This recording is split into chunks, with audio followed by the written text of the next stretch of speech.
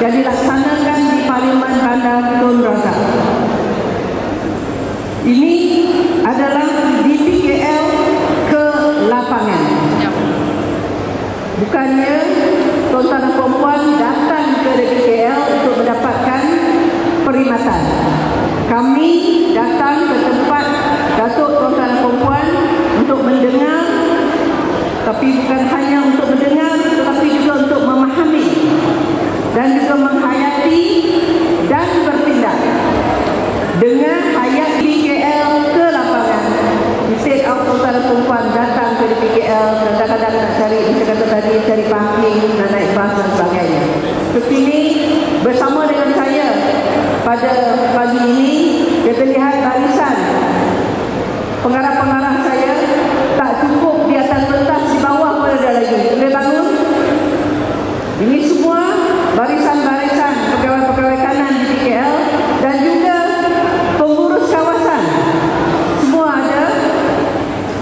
Tuan-tuan dan puan, kalau saya tak boleh jawab, mereka ni ada menjawab sebab mereka lagi lama daripada saya. Saya 9 bulan. Tapi pengarah eksekutif, pengarah-pengarah ni semua dah lebih pada 10 tahun bersama dengan tuan-tuan dan puan. Dengan itu saya bawa semua ini menunjukkan kami adalah sebagai satu pasukan yang padu. Dia orang kalau hari Sabtu ni dia boleh duduk bersama dengan family. Hari Sabtu. Tuan-tuan kalau tengok ni, dia orang datang, pengarah datang ni tak ada overtime lah. Ni tak ada overtime. Dia orang pengarah tak ada overtime.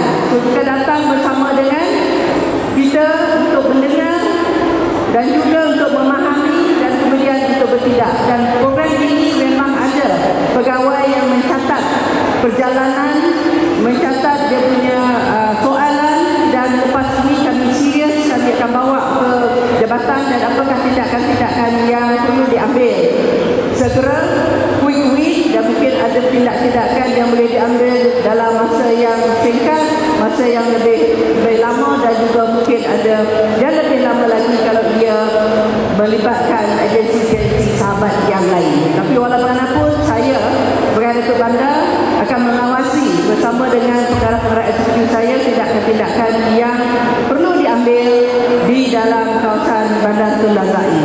Saya dah dengar tadi apakah daripada ucapan yang berbahagia Datuk Azman tadi, perkara-perkara yang mungkin akan dilihat dari segi pembangunan semula, dari segi kesesakan lalu lintas, dari segi ruang hijau, dan juga penjaga lestari naga, dan juga saya telah ambil catatan ucapan Datuk tadi, dan mungkin kita boleh bincang di segi bukan hanya bertanya, tetapi saya juga ingin mendengar cadangan.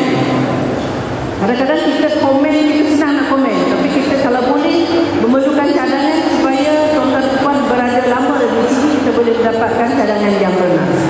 So, di sini saya juga ingin membawa kepada apa yang amat berhormat Perdana Menteri Datuk Seri Anwar Ibrahim menekankan, tiada pembangunan fizikal yang bermakna tanpa pembangunan insan, dan tiada pembangunan bandar yang benar jika rakyat di dalamnya terpinggir dalam proses itu sendiri. Quote unquote. Ini adalah ucapan daripada yang amat berhormat Perdana Menteri kita sendiri. Dan melalui Malaysia Madani, kerajaan menekankan sifat-sifat atau prinsip-prinsip keterangkuman, kebersamaan, nilai kemanusiaan, tanda urus berintegriti, dan penyertaan masyarakat. Ini adalah menjadi asas kukuh kepada dialog Bandaraya 2025 ini, merupakan pendekatan baru di DPKL untuk menyuburkan keterlibatan rakyat dalam menentukan masa depan Kuala Lumpur. Jadi seperti saya nyatakan tadi, dialog bukanlah hanya monolog, dialog dua hala.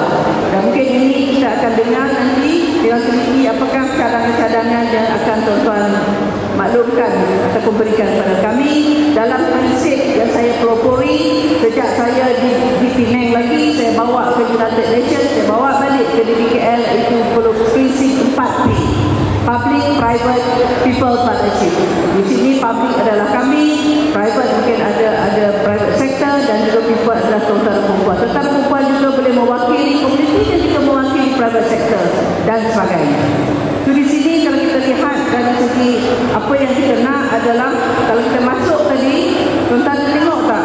Masuk-masuk dia ada hala 7, sisa-sisa. Kita telah pun melancarkan sisa-sisa. Visi di DKL adalah clean and green, bersih, indah dan hijau. Bersih itu terpuan bukan hanya daripada bersih pada longkang, sampah dan sebagainya, bersih juga dalam pentadbiran kami. Dalam isu kebersihan dalam pentadbiran hijau bukan hanya tanam pokok, tetapi juga kalau kita tengok tadi aktiviti hijau daripada tuan-tuan, tolong asingkan sampah tuan-tuan dan perempuan. Adalah plastik, ada kertas dan juga ada gelas. Kami telah bekerjasama dengan SME Corp dan juga beberapa private sector akan mengutip. Kalau kita tengok tadi program 1C, 1C, 1A, satu community, satu recycle, di mana apabila sampah-sampah ini diasingkan, dibawa kepada kami akan bagi kupon dan boleh ditukar kepada makanan, tepung, minyak dan sebagainya. Ramai juga orang bertanya, kata waste to wealth, waste to money, macam mana Dr. Sri? Inilah daripada waste tu kita boleh dapat makanan dan sebagainya. Ini telah pun dilancarkan. Saya ingin mewar-warkan lagi, dan juga dari segi plastik dan juga gelas. Plastik kita tengok tadi, jangan buang plastik merata, asingkan, hantarkan kepada pengurus-pengurus swastan ada di depan ini, tanya mereka nanti ke mana nak bawa tepung plastik tersebut. Kita boleh jadikan dia sebagai untuk jalan. Dan saya dah tengok gelas pun sama juga. Kita dah tengok baru ni di Taman Siti Wangsa berubah konsep di mana dia boleh gunakan gelas untuk jalan, untuk tempat landscaping dan sebagainya. Ini adalah barang-barang yang berharga, tetapi di DKL sendiri tidak boleh buat. Kami perlukan perempuan tolongnya asingkan sampah dan bagi kepada pengurus kawasan. Ada harganya. Sama-samalah kita untuk menjaga kebersihan dan Datuk Razak. Dan yang berhormat Menteri juga telah pun dalam ucapan dia menyatakan, memberi cabaran kepada kami untuk mengadakan zon sifat sisa di setiap kawasan. Saya telah berbincang dengan rakan-rakan saya, di setiap 11 kawasan parlimen kita akan pilih bersama dengan tuan-tuan perempuan dengan komuniti zon sisa-sifat. Mungkin dalam zon-zon ni kita boleh buat pertandingan bersih dan indah. Kita bagi hadiah pada tuan-tuan perempuan. Kita tengok 11 zon, ataupun mungkin lebih satu parlimen mungkin boleh buat 2-3 zon, saya tak pasti, tapi sekurang-kurangnya saya nak tengok 11 zon sifat sisa. Boleh buat tuan-tuan perempuan, bukan tak boleh. Kenapa saya kata boleh? Saya dah pernah mengadakan seperti ini masa saya jadi yang di-Ketua Majlis Perbandaran Seberang Perak. Tuan-tuan boleh tengok sampai sekarang dia ada upcycling unit. Dah ada dalam social media. Kita boleh beli barang upcycle dia online. Dan barang-barang daripada Seberang Perak ini telah pun dibawa oleh First Lady of Turkey ke Istanbul baru-baru ini. Boleh saya melihat kepada menjadikan dia sebagai satu industri.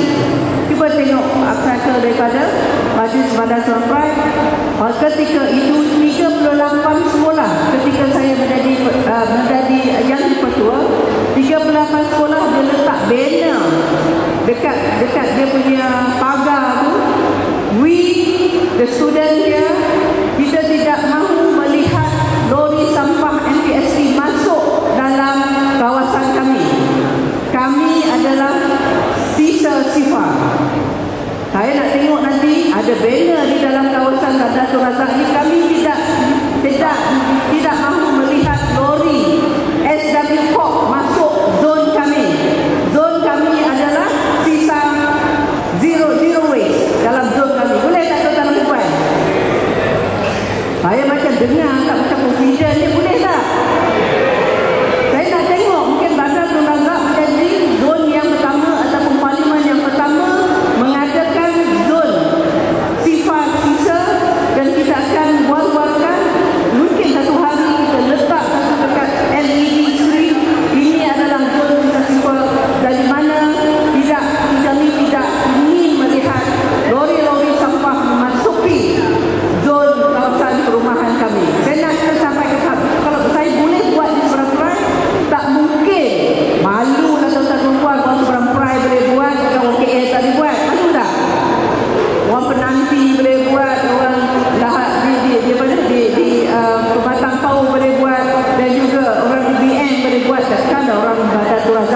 buat, kita kena buat. Ini kena buat sekali. So ini adalah yang saya ingin dengar, dan saya punya ucapan ni panjang tuan-tuan, tapi saya tak mahu baca ucapan saya sebab saya nak dengar tuan-tuan. Kita pun masih yang terhad. Walau bagaimanapun kami di sini bersama-sama dengan tuan-tuan, dan juga saya ingin juga melihat kepada program-program kami yang akan datang. Saya ingin juga memaklumkan kita ada program Festival Orkestra Kuala Lumpur yang sedang berjalan sekarang. Datanglah ke Dewan Auditorium di KL. Kita akan ada pada 10 hingga 15 Ogos Meeting of Mayors, Datuk Bandar di kawasan ASEAN dan di negara ASEAN dan di luar ASEAN akan datang ke Kuala Lumpur. Kita perlu menunjukkan Kuala Lumpur ini bersih, indah. Apabila dia keluar dari Kuala Lumpur, dia akan rasa, woi, Bandar Tun Razak ataupun Kuala Lumpur amat bersih, dan mereka akan datang kembali untuk kita untuk tahun melawat Malaysia pada tahun 2026. Dan juga jangan lupa Festival Taman Kuala Lumpur 2025 pada 17 hingga 26 Oktober. Dan apa yang kita buat ini adalah untuk tuan-tuan perempuan, dan di sini juga di mana kita nak menjadikan Bandar Tun Razak Kuala Lumpur ini bandar yang berdaya huni, berdaya tahan dan juga dicintai. Tuan-tuan perempuan mencintai tak Bandar Tun Razak? Yang belakang saya dengar, depan tak dengar pun. Depan ni kot saya tak tahu apa itu cinta kot. Mencintai tak Bandar Tun Razak? Kalau mencintai, sama-sama lah dengan DPKL untuk kita menjalankan tugas. Saya berhenti di sini sebab saya nak dengar apa hujah dan perbincangan tuan-tuan. Wabillahi taufiq. Wassalamualaikum warahmatullahi wabarakatuh. Terima kasih.